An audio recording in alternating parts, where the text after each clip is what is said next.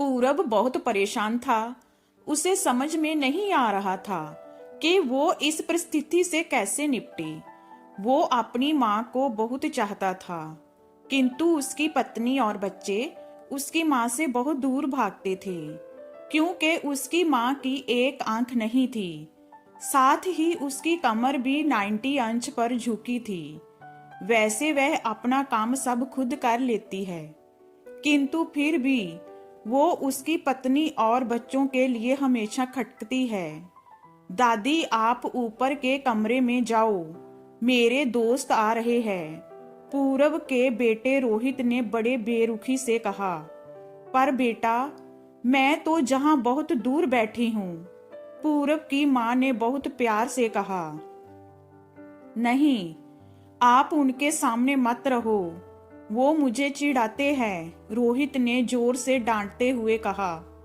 क्या हुआ रोहित, क्यों चिल्ला रहे हो? पूरब की पत्नी दामिनी ने किचन से ही आवाज लगाई। देखो ना माँ, जे दादी जहीं ड्राइंग रूम में बैठी है और मेरे दोस्त आ रहे हैं, रोहित ने शिकायत भरे लहजे में कहा। माँ जी, आप ऊपर चली जाओ, क्यों हम लोगों को लजवाती हो? दामिनी ने बेटे का पक्ष लेते हुए कहा। बेचारी प्रतिभा चुपचाप उठकर ऊपर जाने लगी। कमर झुकी होने के कारण उन्हें ऊपर चढ़ने में बहुत परेशानी हो रही थी, किंतु वो पूरी ताकत से ऊपर के एक अकेले कोने वाले कमरे में जाकर बैठ गई। पूरब बाजू के कमरे से सब सुन रहा था।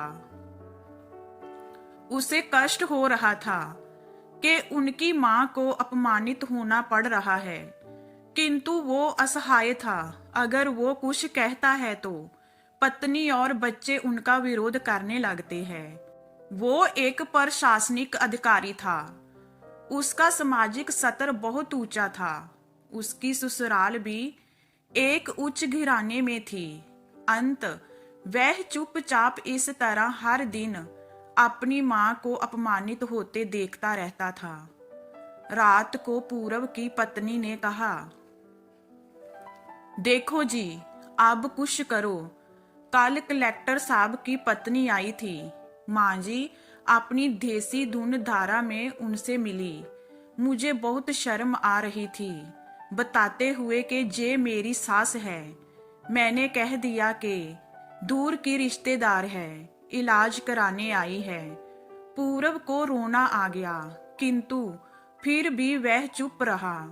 उसे समझ में नहीं आ रहा था कि वो क्या करे। अपने बेटे की मन स्थिति को प्रतिभा अच्छी तरह से जानती थी और बेटे को कोई कष्ट ना हो, इसीलिए वो हर बात को चुपचाप सह लेती थी। पूरब बहुत उदास रहने लगा। एक तरफ परिवार और सामाजिक स्तर पर जीने की प्रतिभा थी, तो दूसरी ओर माँ, आखिर माँ से अपने बेटे की जय हालत नहीं देखी गई। एक दिन उसने अपने बेटे से कहा, पूरब बहुत दिन हो गए हैं, मैं अपने गांव जाना चाहती हूँ, मुझे वहां पहुंचा दो, मेरा जहां मन नहीं लग रहा है। किंतु माँ, वहां तो कोई नहीं है, तुम्हारी देखभाल कौन करेगा? पूरब ने आश्चर्य से पूछा। अरे सब गांव वाले तो है, और वो तुम्हारे मामा जी तो उसी गांव में रहते हैं, और फिर हम सारी व्यवस्थाएं कर आएंगे ना। दामिनी को तो जैसे मन की मुराद मिल गई हो। हाँ बेटा, बहू सही कह रही है, प्रतिभा ने लंबी सांस लेते हुए कहा। पूरब जानता था कि गांव में मां की देखभाल करने वाला कोई नहीं है, लेकिन अपनी पत्नी की जिद के कारण वह अपनी मां को गांव छोड़ने पर विवश हो गया। मां को गांव छोड़कर आते वक्त उसे रोना आ रहा था तथा अपनी बेबसी पर गुस्सा भी आ रहा था, किंतु परिवार, पत्नी और समाज ने उसके इन मनोभावों को दबा दिया और वो सुकून सा महसूस करने लगा। कुछ दिनों के बाद उसके चाचा, जो अमेरिका में रहते थे, आने वाले थे। जब पूरब बहुत छोटा था, उसके पिता जीवित थे तब वो भारत आए और उसके बाद वो अब भारत आने वाले थे। पूरा परिवार और आस पड़ोस बहुत उत्साहित था। अमेरिका से पूर्व के डॉक्टर चाचा आ रहे थे। डॉक्टर सुरेश ने जैसे ही घर में कदम रखा, सबने मिलकर बहुत उत्साह से उनका स्वागत किया। क्यों पूरब, भाभी नहीं दिख रही, कहाँ है? डॉक्टर सुरेश ने उत्सुकता पूर्वक पूछा। जी वो गांव में रहती है, जहां उनका मन नहीं लगा, दामिनी ने सपाट लहजे में उत्तर दिया। डॉक्टर सुरेश ने पूरब की ओर देखा तो पूरब ने अपनी आंखें झुका ली। डॉक्टर सुरेश सब समझ गए। बोले, कल हम भाभी से मिलने गांव चलेंगे सब लोग। दूसरे दिन सभी लोग गांव के घर में पहुंचे। देखा कि प्रतिभा को बहुत तेज बुखार है और वो पलंग पर असहाय पड़ी है। डॉक्टर सुरेश दौड़कर प्रतिभा के पास गए, उनके पैर छूकर रोने लगे। प्रतिभा की जे हालत उनकी कल्पना से परे थी। वाह बेटा पूरब, तूने तो नाम उजागर कर दिया। अपनी माँ की जे हालत देखकर तुझे तो शर्म भी नहीं आ रही होगी। डॉक्टर सुरेश ने पूरब को लगभग डांटते हुए कहा। नहीं देवर जी, पूरब का कोई दोष नहीं है, मैं खुद गांव आई थी। प्रतिभा ने अपने बेटे का बचाव किया। मुझे सब पता चल गया है भाभी, आप चुप रहो। क्यों बहू, तुम्हें अपनी सास की क्रूरता पसंद नहीं है? समाज में तुम्हें नीचा देखना पड़ता है ना? डॉक्टर सुरेश ने दामिनी की ओर व्यंग से देखा। दामिनी निरंतर होकर पूरब को देखने लगी। आज तुम जिस सामाजिक स्तर पर हो वो इन्हीं की संघर्षों की देन है।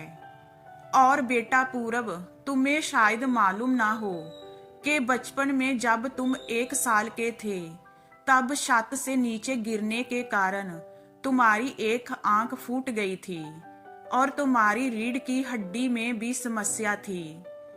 तब तुम्हारी इस कुरूप माँ ने अपनी एक आंख और अपना बोन मैरो तुम्हें देकर इतना सुंदर स्वरूप दिया था। दामिनी बेटा, इतने सालों तक संघर्ष करके बेटे को प्रशासनिक अधिकारी बनाने वाली इस संघर्षशील औरत की तुम लोगों ने जय दशा कर दी। तुम्हें ईश्वर कभी माफ नहीं करेगा। डॉक्टर सुरेश की आंखों से जलधारा बह रही थी। अब भाभी आप मेरे साथ अमेरिका जाएगी, जहां इन स्वार्थी लोगों के बीच नहीं रहेगी। डॉक्टर सुरेश ने प्रतिभा से कहा। पूरब तो आपका खून ही नहीं था। डॉक्टर सुरेश जो उसके चाचा थे, उन्होंने जो राज बताया उसके बाद तो पूरब को यही लग रहा था कि उससे ज्यादा पापी इंसान इस दुनिया में कोई और है ही नहीं। वह दौड़ता गया और माँ प्रतिभा के कदमों से लिपट गया। माँ, मेरा अपराध अक्षम्य है। मैं जानबूझकर चुप्पी साधे रहा, आपका अपमान करवाता रहा। अब सिर्फ आप ही उस घर में मेरे साथ रहेंगी और कोई नहीं। पूरब ने आग्नेय दृष्टि से अपनी पत्नी और बच्चों को देखा। दामिनी को भी बहुत पश्चाताप हो रहा था, किंतु उसकी हिम्मत नहीं हो रही थी कि वो प्रतिभा से आंख मिलाए।